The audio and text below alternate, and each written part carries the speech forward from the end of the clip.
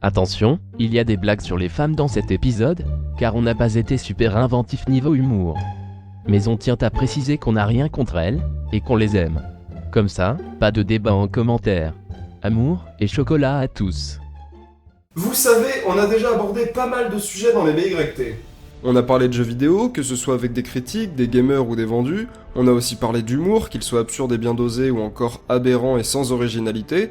Ou encore de manga, de cinéma, de culture en général, de séries télé, de sexe, j'en passe et des meilleurs. Et je me suis rendu compte d'un truc. Nous n'avons toujours pas eu de femme dans les BYT qui ait eu un épisode entièrement consacré au contenu qu'elle propose. Bah, il y a eu Alice Bloodiger. Ok, j'avoue, il y a bien eu Alice Bloodiger, mais elle n'est absolument pas et ne sera jamais représentative de ce que les femmes peuvent proposer de meilleur sur internet en général. Et pour pallier à ce manque de féminité sur notre chaîne, non pas par souci de parité ou autre, j'ai décidé de parler d'une vidéaste méconnue dont le labeur a su attiser ma curiosité. Alors, à tous les amis des animaux, à ceux qui apprécient les délires d'internet ou encore à ceux qui se soucient de l'évolution de notre société, cette vidéo est pour vous. Ouvrez vos chakras et laissez-vous porter par la douce voix de Junk on the Web.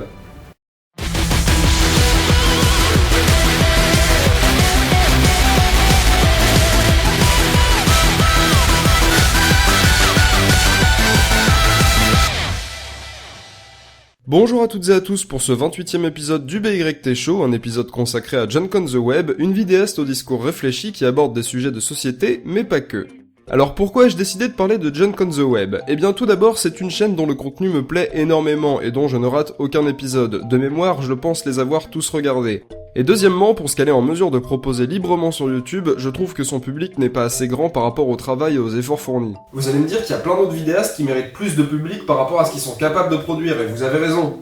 Des personnes qui méritent plus de visibilité sur YouTube, j'en ai encore une liste grande comme celle des enfants méchants du Père Noël. Sauf que là, j'ai choisi de parler de John Can, car j'ai énormément réfléchi grâce à ses vidéos sur certains sujets dont je ne me souciais guère. Et elle sait rendre les choses intéressantes, mais ça on va le voir plus tard. Alors, qui est John Can et que fait-elle sur sa chaîne ?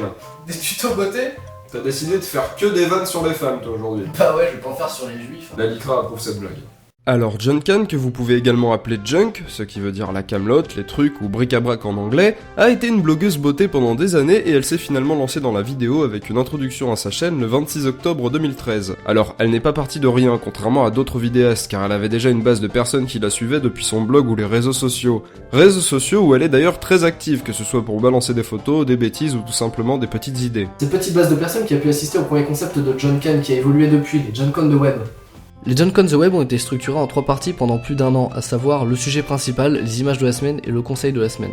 La première étape, celle du sujet principal, consiste à partager ses réactions et sa réflexion à propos de ce qui l'a fait réagir sur internet. Et ça peut venir de n'importe quoi, que ce soit une vidéo, un blog, un tweet, un article de presse, etc. Donc n'importe quel sujet sur n'importe quel support. La deuxième étape, celle des images de la semaine, consistait à partager des images amusantes, rigolotes, kawaii, en gif animé, en photo, etc. Y a pas tellement de trucs à dire là-dessus, mis à part que c'était fun. Et enfin, la troisième étape, celle du conseil de la semaine, nous présentait un site, une annonce ou une application qu'elle trouvait sympa de nous communiquer. Là aussi, c'est de la pure découverte gratos et ça fait plaisir. Alors, depuis peu, le concept a évolué, notamment parce que John Can a supprimé la partie 2 et 3 de cette Junk on the Web pour se concentrer sur la partie 1, principalement par manque de temps et par souci du détail sur ses réflexions. Personnellement, ça ne me chamboule pas tant que ça, les images et le conseil de la semaine ne me faisaient ni chaud ni froid. Moi j'étais là et je suis toujours là pour le bon gros pavé bien développé qu'elle nous fournit de temps en temps. Certes, le rythme hebdomadaire a changé pour passer à emploi du temps chaotique entre guillemets, mais au moins elle sort les épisodes de Junk on the Web quand ils sont prêts et pas quand elle arrive à une date limite. Ce qui est un gage de qualité que j'ai ressenti au fil de ces épisodes. Je trouve que les arguments qu'elle développe sont de plus en plus pertinents et qu'elle approfondit son point de vue sans pour autant prendre le contre-pied du sien. Comme ça on évite le côté de la petite critique sociétale démagogique et objectif qui doit faire du mal à personne, ce qui, pour la petite anecdote, est un truc que j'apprécie aussi chez le chef otaku qui va parfois contre le sens de la majorité. Bon, lui il parle de manga, mais ces deux personnes ont des opinions, et c'est pas parce qu'on est sur internet et qu'on parle de choses qui concernent tout le monde qu'on doit se restreindre. S'affirmer, c'est savoir se faire écouter par son public et lui communiquer de nouvelles idées. Et pour ceux qui pourraient penser après tout ce qu'on vient de dire que John Can est un rock qui cherche à ce que tout le monde pense comme elle, je tiens à préciser qu'elle fait preuve de beaucoup d'autodérision dans ses vidéos. Si j'avais été Eve, je pense que j'aurais assez facilement pu résister à une pomme. Par contre, si ce four de serpent m'avait présenté des M&M's, j'aurais foutu en l'air l'humanité. C'est sûr. Après, les Junk on the Web, c'est pas exemple de tout défaut non plus. Comme on l'a dit précédemment, c'est son avis qu'elle donne et elle oriente l'avis du public dans un cheminement de pensée précis qui est le sien. Et donc, comme toutes les critiques ou les réflexions à propos de la société, c'est-à-dire des trucs qui la font réagir sur le net, ça aura peu de chance de plaire à ceux qui aiment bien le juste milieu, le pour et le contre, le oui et le non.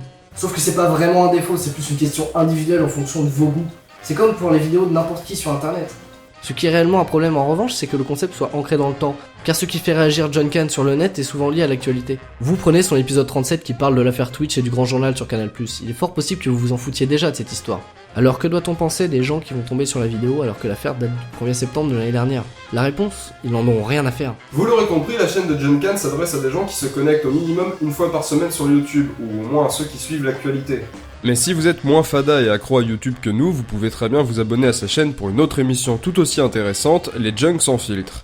Les Junks sans filtre, c'est un concept tourné en one-shot où rien n'est écrit ou préparé en avance. Le propos et le sujet développé peuvent y être intéressants ou alors complètement useless mais attrayants. Genre ça peut aller d'une vidéo qui parle de la fatigue, et oui là c'est moi car j'adore l'autofellation, à une vidéo sur le paradoxe de la confiance en soi. C'est quand même très vaste pour les choix des sujets que vous pouvez aussi lui proposer sur Twitter si vous le désirez. Et c'est vraiment dans ce genre de vidéo qu'on se rend compte qu'elle arrive à développer sur un sujet pendant plusieurs minutes, sans pour autant que ce soit chiant et même si le sujet ne nous plaît pas. Y a pas de ou des gros blancs qui viennent ponctuer son discours, elle a une aisance orale agréable et le côté bouche-lié directement au cerveau, le 100% pur jus comme elle le dit si bien, s'en ressent encore plus. Pour ça peut parler ces grognesses. Mais tu sais, si le sujet te dérange tant que ça, on peut passer à la conclusion. Non. Que peut-on dire pour conclure ce petit mais néanmoins intéressant BYT sur une vidéaste qui mérite d'avoir une audience plus large selon moi?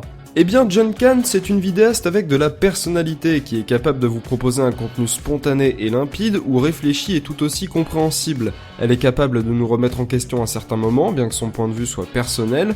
Du coup, cette remise en cause de nos idées et de nos opinions est assez ambivalente. Je pense qu'elle méritait un BYT vu la qualité de son travail, bien que je ne sois pas toujours en accord avec ses propos qu'elle défend pourtant avec de bonnes réflexions. C'est d'ailleurs une des raisons pour lesquelles je n'ai pas abordé la forme au niveau du montage ou du matériel. J'ai rien à dire là-dessus vu que l'essentiel de ces vidéos repose sur une bonne écriture et des bonnes réflexions. Je vous recommande donc sa chaîne à 100%. Parce qu'elle est bonne. Ouais. C'est tout pour ce 28e épisode du BYT Show et j'espère qu'il vous a plu. Si c'est le cas, n'hésitez pas à laisser un like, un commentaire et à partager la vidéo, c'est le plus important. Et à vous abonner si ce n'est pas déjà fait. On se retrouve sans doute d'ici la fin du mois pour le BYT 29 qui sera lui aussi sur un petit vidéaste. Et on se dit à la prochaine tout le monde. Bye.